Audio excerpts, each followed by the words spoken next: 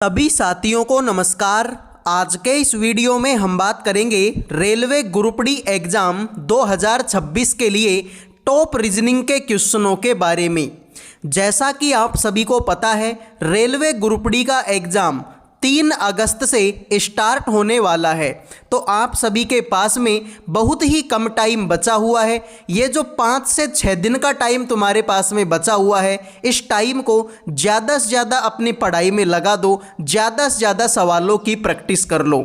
तो आज के इस वीडियो में काफ़ी सारे बेहतरीन रीजनिंग के क्वेश्चन करवाने वाला हूं, जो कि आपके 100% नए पैटर्न पर आधारित हैं। तो मेरे भाई, एग्जाम से पहले ये सारे क्वेश्चनों को रट लेना, काफ़ी ज़्यादा काम के क्वेश्चन हैं। तो आइए शुरू करते हैं क्लास को, ठीक है, बढ़िया से। तो देखिए भाई, सवाल है कि PSPN अंग्रेजी वर्णमाला क्रम के आधार पर एक निश्चित तरीके से OR OM से संबंधित है।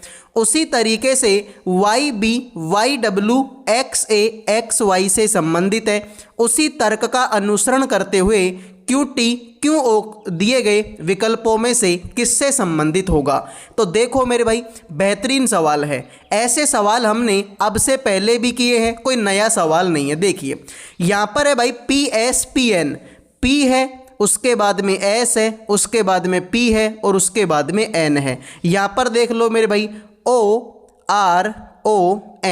तो बिल्कुल सिंपल हो गया मेरे भाई। सवाल को पढ़ते टाइम में मेरे मन में आ गया था कि देखो सवाल बिल्कुल सिंपल है। देखो O के बाद में P आता है, R के बाद में S आता है, O के बाद में P आता है, M के बाद में N आता है। तो ऐसा कुछ ढूंढ लो मेरे भाई। तुम्हारे सामने है Q T Q O। तो मुझे बताओ Q किसके बाद में आता है? तो आप बोले सर P के बाद में Q आता है। T किसके बाद में आता है? आप बोलोगे S के बाद में T आता है। Q किसके बाद में आता है? P के बाद में Q आता है। O किसके बाद में आता है मेरे भाई? तो आप बोलेंगे N के बाद में O आता है। तो PSPN यही तुम्हारे सवाल का करेक्ट आंसर हो गया। तो C आंसर देने वालों का सही है, बाकी सभी का सवाल गलत है।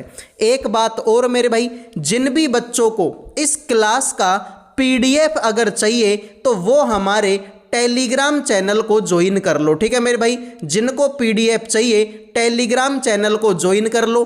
टेलीग्राम चैनल पे आपको इस क्लास की PDF मिल जाएगी।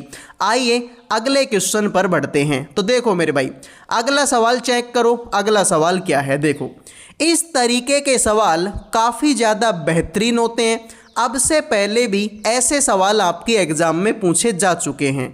तो देखिए मेरे भाई, तुम्हें बताना है कि A का D से क्या संबंध है। तो ये रहा तुम्हारा A और ये रहा तुम्हारा D, इनके बीच का रिलेशन आपको फाइंड आउट करना है। तो बिल्कुल सिंपल हो गया मेरे भाई सवाल। ध्यान से देखिए, यहाँ पर मेरे भाई तुम्हारे पास में भाग का चिन्ह है, और भाग के चिन्ह का मतलब क्या है कि ये इसकी मम्मी लगती है, यानी इसकी मम्मी लगेगी A। तो जो A है वो सर मम्मी लगेगी मेरे भाई किसकी? सर ये हमारे B की मम्मी लगेगी।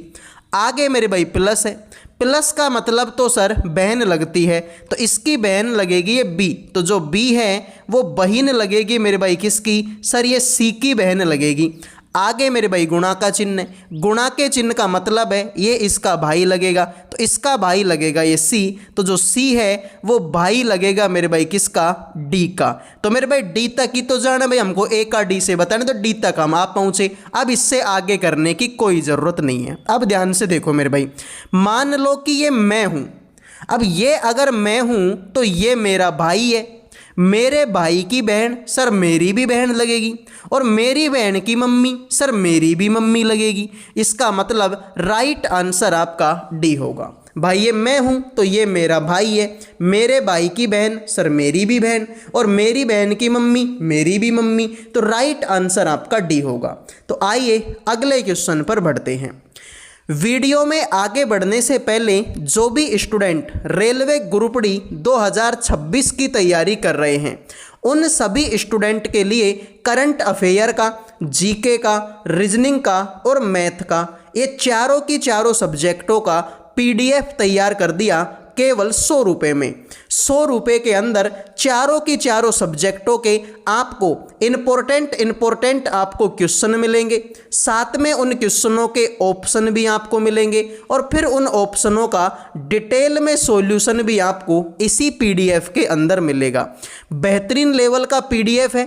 अगर कोई बच्चा ध्यान से मन लगा के इस पीडीएफ को पढ़ता है तो उसका सिलेक्शन पक्का है, क्योंकि मेरे भाई इस पीडीएफ में वैसे ही क्वेश्चन आंसर मैं आपको दूंगा जैसे क्वेश्चन आपकी एग्जाम में पूछे जाते हैं। तो बेहतरीन लेवल का पीडीएफ है और वो भी मात्र और मात्र 100 रुपये में, जिसको पढ़ के आप कम टाइम में ज़्यादा तैयारी कर सकते हैं। तो जिनको भी ये पीडीएफ चाहिए, नंबर आपके सामने है, उठाओ अपना मोबाइल और कर दो व्हाट्सएप पे मैसेज। तो मेरे भाई अपना मोबाइल उठा के व्हाट्सएप पे मैसेज कर दो, मात्र 100 रुपये में ये पीडीएफ मिल जाएगा और बेहतरीन पीडीएफ है मेरे भाई। सवाल देखिए भाई, अंग्रेजी वर्णमाला क्रम के आधार पर REMY एक निश्चित प्रकार से VHOZ से संबंधित है। ZFHU ठीक उसी प्रकार DIJV से संबंधित है। उसी तर्क का अनुसरण करते हुए LBSO दिए गए विकल्पों में से किससे संबंधित होगा। तो देखते हैं कितने बच्चे सवाल का आंसर करेंगे। तो भाई देखो, बेहतरीन सवाल है। ऐसे सवालों को करने का एक ही तरीका होता है कि नंबरिंग दे दो। REMY, R आएगा 18 पर, E आएगा 5 पर, M आएगा 13 पर, Y आएगा 25 पर। इसको देखो मेरे भाई, VHOZ, V आएगा 22 पर, H आएगा 8 पर, O आएगा 15 पर, Z आएगा 26 पर। देखो 18 में 4 जोड़ेंगे 22, 5 में 3 जोड़ेंगे 8, 13 में 2 जोड़ेंगे 15, 25 में 1 जोड़ेंगे 26। तो पहले 4 जोड़ो, फिर 3, फिर 2, फिर 1। तो सेम काम इसके साथ में कर दो। L आएगा 12 पर, B आएगा 2 पर, S 19 पर, O आएगा 15 पर। देखो इसमें 4 जोड़ो, इसमें 3, इसमें 2, इसमें 1, 12 और 4 16। 16 नंबर पर तो मेरे भाई आपका P आता है और स्टार्टिंग में P सिर्फ और सिर्फ इसी ऑप्शन में। और देख लो भाई, 2 में 3 जोड़ेंगे 5, 5 नंबर पर E आता है। 19 में 2 जोड़ें 21, 21 पर U, 15 में 1 जोड़ेंगे 16, 16 नंबर पर P। तो कैसे भी कर लो मेरे भाई, राइट आंसर ऑप्शन B होगा। अगले सवाल को देखो, लाइक और सब्सक्राइब कर दीजिए, फ्री होता है मेरे भाई। यदि शब्द जोस्ट लेड, ये जोस्ट LED कर दो इसको मेरे भाई, ठीक है,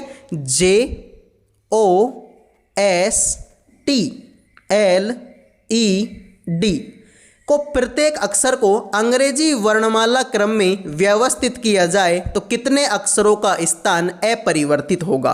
इंपॉर्टेंट सवाल है भाई, आजकल की एग्जाम में इस तरीके के सवाल पूछे जाते हैं। तो ध्यान से देखो मेरे भाई, JOSTLED, तो ध्यान से देखो कैसे सवाल को कर पाएंगे। देखिए भाई, अब अंग्रेजी वर्णमाला क्रम में जमाना है तो अंग्रेजी में सबसे पहले A आता है, लेकिन A तो इसमें है नहीं। फिर B आएगा, B भी नहीं है। C, D है तो D से लिखना स्टार्ट। D के बाद में E भी है तो E लिख दो। E के बाद में F, G, H, I, J है तो J लिख दो। J के बाद में K, L है तो L लिख दो। L के बाद में M, N, O है तो O लिख दो। O के बाद में P, Q, R, S है तो S लिख दो। T है तो T लिख दो। अब देखो, J की जगह पे D आ गया, गलत। O की जगह पे E आ गया, गलत। S की जगह पे J आ गया, गलत। T की जगह पे L आ गया, गलत। L की जगह पे O, ये भी गलत। E की जगह पे S, ये भी गलत। T की जगह पे D की जगह पे T, ये भी गलत। इसका मतलब 0 आंसर होगा। तो जिन्होंने D आंसर दे दिया उनका सही है, बाकी सभी का सवाल गलत हो चुका है। आइए मेरे भाई, एक निश्चित कूट भाषा में PGMS को इस तरीके के रूप में, TBRX को इस तरीके के रूप में कूटबद्ध किया जाता है, तो दी गई कूट भाषा में KAVO के लिए कूट बताओ क्या होगा। तो देखते हैं कितने बच्चे इस सवाल का आंसर करेंगे। तो जैसे ही मैं इस सवाल को पढ़ रहा था ना मेरे भाई, पढ़ते टाइम ही मेरे माइंड में आ गया कि इस सवाल में क्या लॉजिक लगेगा। और अगर आपकी प्रैक्टिस अच्छी है, आपने अच्छे तरीके से प्रैक्टिस की है, तो मेरे भाई आपको भी सवाल पढ़ते ही लॉजिक समझ में आ गया होगा कि इस सवाल का लॉजिक क्या है। देखो भाई, तुम्हारे सामने है PGMS, मुझे इनके अपोजिट लिखने हैं, ठीक है मेरे भाई, ठीक है। POPP, ठीक है मेरे भाई, OPPOSIT, ठीक है भाई। अपोजिट की स्पेलिंग क्या होती है? यही होती है कि मेरे भाई मैं ऐसे कर देता हूँ, इसको विपरीत कर देता हूँ, ठीक है, विपरीत, OPPOSIT होता है शायद स्पेलिंग, तो ठीक है मैं इनको विपरीत लिख देता हूँ मेरे भाई, ठीक है। तो ध्यान से देखो, एक सेकंड, कहाँ गए थे हम, हाँ ठीक है। तो देखो हम इनको उल्टे लिख देते हैं, ठीक है, हम इनको उल्टे लिख देते हैं, विपरीत कर देते, जो भी आप करना, ठीक है। देखिए तो PGMS, P का उल्टा क्या होगा? K होगा, G का उल्टा T होगा, M का उल्टा N होगा, S का उल्टा H होगा। देखो K आएगा 11 पर, T आएगा 20 पर, N आएगा 14 पर, H आएगा 8 पर। अब देखो मेरे भाई यहाँ पर तो हमें ये चाहिए, देखो इसमें से 2 घटाओ, 11 में से 2 घटाएंगे 9, 20 में से 2 घटाएंगे 18, 14 में से 2 घटाएंगे 12 और 8 में से 2 घटाएंगे 6, यानी 9 18 12 6, यही तो है 9 18 12 6। तो यानी कि बस इनको उल्टे करने हैं। KAVO, इसका उल्टा करो मेरे भाई, इसका अपोजिट करना क्या आएगा? K का उल्टा होता है मेरे भाई आपका P होता है, A का उल्टा Z होता है, V का उल्टा E होता है और O का उल्टा मेरे भाई L होता है। देखो P आएगा 16 पर, Z आएगा 26 पर, E आएगा 5 पर, L आएगा 12 पर। देखो 16 में से 2 घटाएंगे तो 14, 14 इसी ऑप्शन में है। और देख लो मेरे भाई 26 में से 2 घटाएंगे 24, 5 में से 2 घटाएंगे 3, 12 में से 2 घटाएंगे 10, 14 24 3 10, यही तुम्हारे सवाल का करेक्ट आंसर हो जाएगा। अगले क्वेश्चन को चेक करो भाई। एक पासे के फलकों पर D, X, A, N, R और E अक्षर अंकित है। नीचे एक ही पासे की 2 स्थितियां दी गई, फलक A के विपरीत में कौन सा फलक होगा? बेहतरीन सवाल है, जबरदस्त सवाल है। देखो E इसमें भी है और E इसमें भी है, पकड़ के घुमा दो, E के बाद में N, N के बाद में R, E के बाद में N और N के बाद में R, E के बाद में D और D के बाद में X, E के बाद में D और D के बाद में X। तो तुम्हें A का विपरीत चाहिए, तो सर R का उल्टा X है, यानी R तो हो नहीं सकता। N का उल्टा D हो गया, तो ना तो N हो सकता है ना D हो सकता है, एक ही ऑप्शन बचा मेरे भाई E। अरे यार E का उल्टा E तो हो नहीं सकता, तो इसका मतलब A ही होगा भाई, A ही बच रहा है, बाकी तो सब आई लिए, R आ गया, X आ गया, N D, एक बचा था E। तो यही तुम्हारे सवाल का राइट आंसर हो जाएगा। अगले क्वेश्चन को चेक करो भाई। एक पासे के फलकों पर I, L, O, V, A और F अक्षर अंकित है। नीचे एक ही पासे की 2 स्थितियां दी गई, फलक O के विपरीत में कौन सा फलक होगा? बता दो भाई, ये भी बिल्कुल सिंपल है। देखो F इसमें भी है, F इसमें भी है, पकड़ के घुमा दो, F के बाद में A, A के बाद में I, F के बाद में A और A के बाद में I, F के बाद में L और L के बाद में V, F के बाद में L और L के बाद में V। तो देखो I का उल्टा V हो गया, हाँ भाई हमें तो O चाहिए, तो I का उल्टा V हो गया, तो मेरे भाई V तो आंसर हो नहीं सकता। फिर A का उल्टा L हो गया, तो ना तो A आंसर हो सकता है ना L आंसर हो सकता है, तो राइट आंसर तुम्हारा F होगा। भाई F का अपोजिट F थोड़ी हो सकता है, तो O बच रहा है, बाकी तो सब आ गए, I, L, A, F, ठीक है सारे आ गए, तो F का उल्टा F नहीं हो सकता, O बच रहा है, तो यही तुम्हारे सवाल का राइट आंसर हो गया। अगले क्वेश्चन को चेक करो भाई। अंग्रेजी वर्णमाला क्रम के आधार पर दी गई श्रृंखला में प्रश्न चिन्ह के स्थान पर क्या आना चाहिए? फटाफट बताएंगे मेरे भाई कि इस क्वेश्चन मार्क की जगह पर क्या आएगा। और मैं तुमको बता दूं, बिल्कुल आसान सवाल है ये, बिल्कुल। तो ध्यान से देखो भाई कैसे सवाल हो पाएगा। देखिए W आता है 23 नंबर पर, K आता है 11 नंबर पर, Y आएगा 25 नंबर पर, M आएगा 13 नंबर पर। देखो 25 में से 12 कम करूँगा तो 13 आएगा, 23 में से 12 कम करूँगा 11, और 11 में से भी 12 कम करूँगा 25। अब 13 में से भी अगर 12 कम कर दूँ तो 1 बचेगा। 1 नंबर पर A आता है जो इसी ऑप्शन में है। तो जिन्होंने A आंसर दे दिया उनका सही, बाकी सभी का गलत हो चुका है। तो प्लीज़ यार एक लाइक और एक सब्सक्राइब कर दीजिए। निम्नलिखित 4 अक्षर समूह में से 3 एक निश्चित प्रकार से समान है, इस प्रकार एक समूह बनाते हैं। कौन सा अक्षर समूह जो उस समूह से संबंधित नहीं है? तुम्हारे सामने 4 ऑप्शन है भाई, इन 4 में से 3 तो एक जैसे हैं, एक नालायक है। नालायक की पहचान करो। तो मैं शुरू के 2 अक्षर ही देख लेता हूँ, E और I। E आएगा 5 पर, I आएगा 9 पर। CG, C आएगा 3 पर, G आएगा 7 पर। PT, P आएगा 16 पर, T आएगा 20 पर, GL G आएगा 12 पर, सॉरी G आएगा 7 पर, L आएगा 12 पर। तो देखो मेरे भाई लॉजिक देखो कितना है, 5 में अगर 4 जोड़ूंगा तो 9 आएगा, 3 में अगर 4 जोड़ूंगा तो 7 आएगा, 16 में अगर 4 जोड़ूंगा तो 20 आएगा, और 7 में अगर 5 जोड़ूंगा तो 12 आएगा। तो सब में तो 4 4 जोड़ा, इसमें 5 जोड़ा, यही नालायक है भाई। तो डी आंसर देने वालों का सही है। अगले सवाल को देखो, दी गई श्रृंखला में प्रश्न चिन्ह के स्थान पर क्या आना चाहिए? फटाफट बताएंगे भाई, सवाल का आंसर क्या होगा। देखिए 79 में से कितना घटाऊं कि 72 आ जाए? तो सर 79 में से 7 घटा दो, 72 आ जाएगा। फिर 72 में से कितना घटाऊं कि 58 आ जाए? तो आप बोलेंगे सर इसमें से 14 घटा दो, ठीक है। फिर 58 में से कितना घटाऊं कि 37 आ जाए? तो सर 21 घटा दो, ठीक है। फिर 37 में से कितना घटाऊं कि 9 आ जाए? सर 28 घटा दो, ठीक है। तो 7 एकम 7, 7 दूनी 14, 7 तिया 21, 7 चौक 28। अब आएगा मेरे भाई 7 पंजो 35। तो 9 में से क्या घटाना है? 9 में से 35 घटाओगे, आंसर तुम्हारा कितना आएगा? माइनस का 26। यही तुम्हारे सवाल का राइट आंसर है। तो -26 करेक्ट आंसर हो जाएगा। अगले क्वेश्चन को चेक करो भाई। निम्नलिखित वर्गों के बीच संबंधों को सटीक रूप से निरूपित करने वाले वेन आरेख का चयन कीजिए। परिवहन, बस और हवाई जहाज, तीनों के बीच का वेन डायग्राम बनाओ। ठीक है मेरे भाई, परिवहन का, बस का और हवाई जहाज का।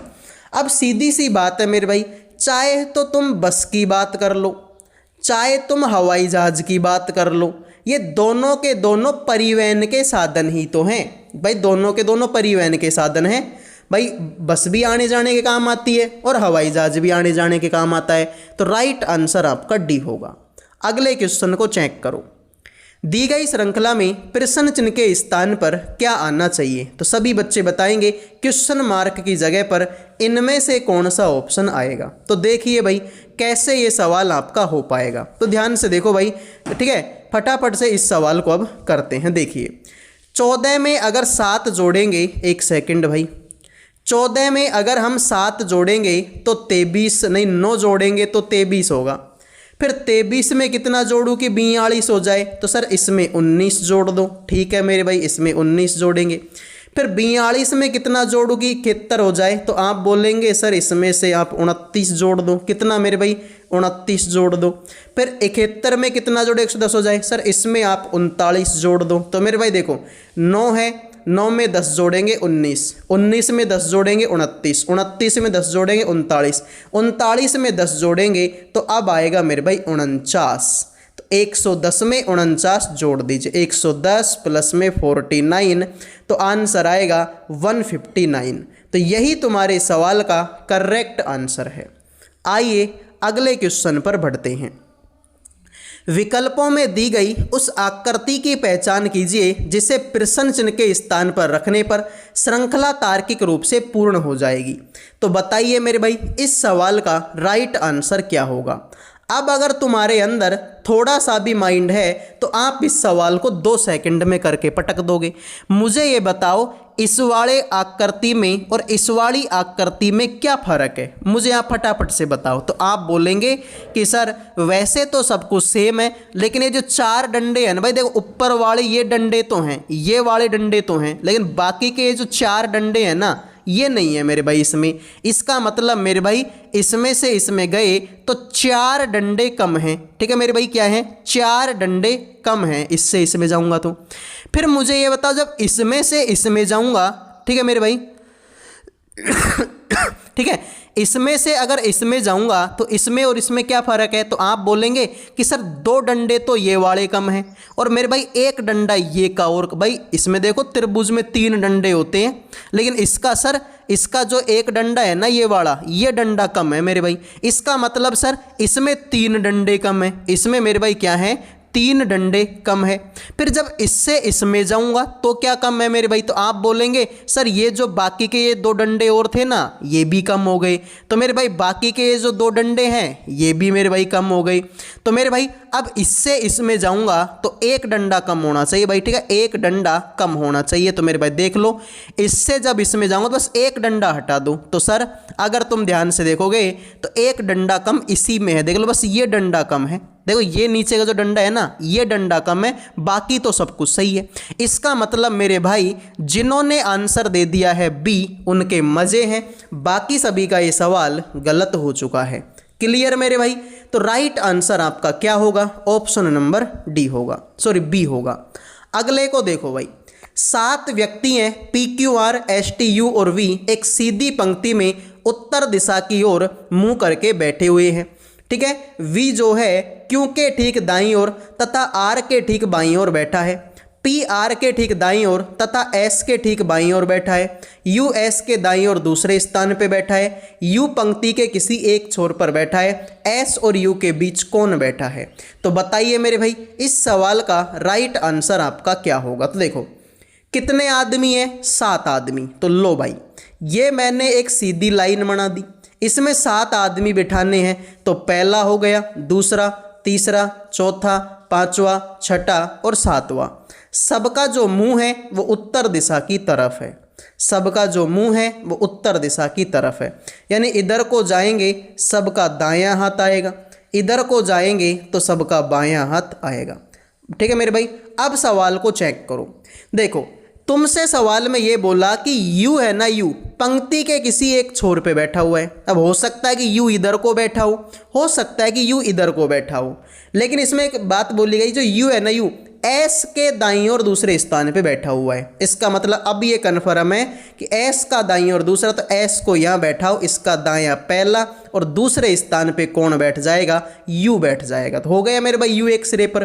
फिर तुमसे बोला कि मेरे भाई जो यू है ना, ठीक है, फिर आपसे बोला कि जो पी है ना, पी आर के ठीक दाईं ओर और एस के बाईं ओर, तो एस का तो बायां, आर का दायां। तो मैं ऐसे कर लेता हूं मेरे भाई, आर को यहाँ बैठे देता हूं और यहाँ पे पी बैठा देता हूं। देख लो भाई इसमें यही बोल रहा है कि जो पी है आर के तो दायां है, एस का बायां है, तो आर का दायां, एस का बायां। तो सर ये लाइन भी क्लियर। फिर तुमसे बोला कि जो वी है ना, वी क्यू के ठीक दाईं ओर और एस के, सॉरी आर के बाईं ओर, जो वी है ना, वी क्यू के दायां, आर के बायां। तो मेरे भाई ऐसे करो, वी को यहाँ बैठा दो, क्यू को यहाँ बैठा दो। देख लो मेरे भाई क्यू के तो दायां हो गया, आर के बायां हो गए, ठीक है, क्यू के दायां, आर के बायां। तो ये बात भी क्लियर है। सारे आदमी बैठ गए मेरे भाई, एक आदमी बच गए, ये टी, इस टी को यहाँ बैठा दो। तुमसे बोला एस और यू के बीच में कौन बैठा है, तो एस और यू के बीच में केवल और केवल ये टी बैठा है। जिन्होंने आंसर दे दिया है बी उनके मजे हैं, बाकी सभी का सवाल गलत है। बहुत सारे बच्चे ऐसे होते हैं मेरे भाई जिनके कोई भी सवाल एक बार में समझ में नहीं आता, तो मैं आपसे रिक्वेस्ट करूंगा मेरे भाई कि वीडियो को थोड़ा सा पीछे लेके देख लिया करो, आपके 101% समझ में आ जाएगा। बाकी अगर आपको इस क्लास का PDF चाहिए तो टेलीग्राम को ज्वाइन कर लेना, टेलीग्राम पे आपको इस क्लास का PDF मिल जाएगा। आइए अगले सवाल को चेक करो। प्लस और माइनस को बदल दिया जाए, गुणा और भाग को बदल दिया जाए, तो बताओ फिर इस एक समीकरण की वैल्यू आपकी क्या होगी। तो देखिए भाई सिंपल है, 18 की जगह पे 18, लेकिन आगे भाग का चिन्ह है, गुणा और भाग को बदलना है तो इसकी जगह पे गुणा लगा देंगे 5, आगे प्लस, प्लस और माइनस को बदलना है तो माइनस का 26 लिख देंगे, आगे मेरे भाई माइनस, माइनस की जगह पे प्लस 45 लिख देंगे, गुणा की जगह पे भाग और 5 लिख देंगे। देखो 18 पंजो 90 हो जाएगा, माइनस का 26 हो जाएगा, मेरे भाई 5 नाम का 45 हो जाएगा। 90 में से 26 कम करेंगे तो मेरे भाई 4, और यहाँ पर बचेगा कितना, 64। 64 में अगर 9 जोड़ेंगे आंसर आएगा 73, जो कि ऑप्शन नंबर 2 है। तो जिन्होंने बी आंसर दे दिया उनका सही है, बाकी सभी का गलत हो चुका है। आओ मेरे भाई कथन निष्कर्ष का सवाल है कि सभी तार केबल है, सभी तार रस्सी है, कुछ रस्सी आपकी स्टील है। तो पहले तो वेन डायग्राम बनाओ मेरे भाई, ठीक है। इसका देखिए तुमसे बोला कि सारे के सारे तार केबल हैं, जितने भी तार हैं वो सारे के सारे तार आपके केबल हो गए, ठीक है। फिर सभी तार आपकी रस्सी भी है, ये सारे के सारे जो तार हैं वो आपकी रस्सी भी हो गई, और कुछ रस्सी आपकी स्टील भी हो गई। लो भाई स्टील। अब बोला कि कुछ स्टील तार हैं क्या? मेरे भाई कुछ स्टील तार हैं ऐसा तो मुझे कहीं नहीं दिखाई दे रहा, क्योंकि मेरे भाई तुम देखोगे ये किसका गोला है? तार का। ये किसका गोला है? स्टील का। इन दोनों के बीच में तो कोई संबंध नहीं है, तो पहला ऑप्शन तो गलत हो गया। अब मैं दूसरे पे चलता हूँ। दूसरे में बोला कि कुछ रस्सी केबल है क्या? बिल्कुल मेरे भाई कुछ रस्सी केबल है। देखो रस्सी का गोला इतना बड़ा है और जो केबल है उसका गोला इतना बड़ा है, तो ये इसके अंदर ही तो है। इसका मतलब ये बात तो सही है सर। तो केवल दो तुम्हारा अनुसरण करेगा, ऑप्शन नंबर 1। तो एक आंसर देने वालों का सही है, बाकी सभी का गलत हो चुका है। अगला सवाल देखिए मेरे भाई, किसी निश्चित कूट भाषा में टेडी को 11 के रूप में कूटबद्ध किया गया, ठीक है। SUCBVO को 13 के रूप में कूटबद्ध किया। दी गई कूट भाषा में YXJIAZL को किस प्रकार कूटबद्ध किया जाएगा? तो बताइए मेरे भाई सवाल का आंसर आप लोगों का क्या होगा? तो देखो अगर मैं इनकी नंबरिंग देता हूँ तो भाई T 20 नंबर पर आता है, तो नंबरिंग देने से तो 11 कभी नहीं आएगा। फिर E का अगर मैं अपोजिट करता हूँ तो T का उल्टा G, E का उल्टा V, तो उल्टा करने से भी आंसर तो नहीं आएगा। तो फिर और क्या लॉजिक हो सकता है? इसको 11 लिखा गया है, इसको 13 लिखा गया है, ठीक है। ऑप्शन तो छोटे छोटे ही हैं भाई, 11 13। हाँ ठीक है भाई, तो ये लॉजिक हो जाए। देखो कैसे, TEDI इसमें 4 अक्षर हैं, इसमें 4 अक्षर हैं, तो 7 इसमें जोड़ दो, अपनी तरफ से 7 जोड़ रहा हूँ मैं, तो 7 और 4 11 हो जाएगा। उसी तरीके से इसमें कितने अक्षर है मेरे भाई? इसमें तो 3 और 3 6 अक्षर है, तो 6 अक्षर है। इसमें भी अपनी तरफ से 7 जोड़ रहा हूँ, तो 7 और 6 कितना हो जाएगा? आप बोलेंगे 7 और 6 सर 13 हो जाएगा, जो कि यहाँ पर है। अब इसमें कितने अक्षर है मेरे भाई? 3 और 3 6 और 1 7, इसमें 7 अक्षर हैं, तो 7 अपनी तरफ से 7 जोड़ रहा हूँ, 7 और 7 कितना हो जाएगा? 14। यही तुम्हारे सवाल का राइट आंसर हो जाए, ठीक है मेरे भाई। तो अक्षर प्लस में 7, ठीक है मेरे भाई। लॉजिक क्या है? अक्षरों में कितना जोड़ दो? 7 जोड़ दो, ये तुम्हारा क्या हो जाएगा? लॉजिक। इसमें 4 अक्षर है तो 7 जोड़ दिया 11 आ गया, इसमें 6 अक्षर है 7 जोड़ दिया 13 आ गया, इसमें 7 अक्षर है 7 जोड़ दिया 14 आ गया। लो भाई यही तुम्हारे सवाल का आंसर हो गया। तो मेरे दोस्त ये थी आपकी क्लास। उम्मीद करूंगा क्लास पसंद आई होगी। पसंद आई है तो वीडियो को लाइक करो, चैनल को सब्सक्राइब करो, और मेरे भाई क्लास का PDF चाहिए तो टेलीग्राम को ज्वाइन कर लो। टेलीग्राम पे आपको इसका PDF मिल जाएगा। जय हिंद, जय भारत।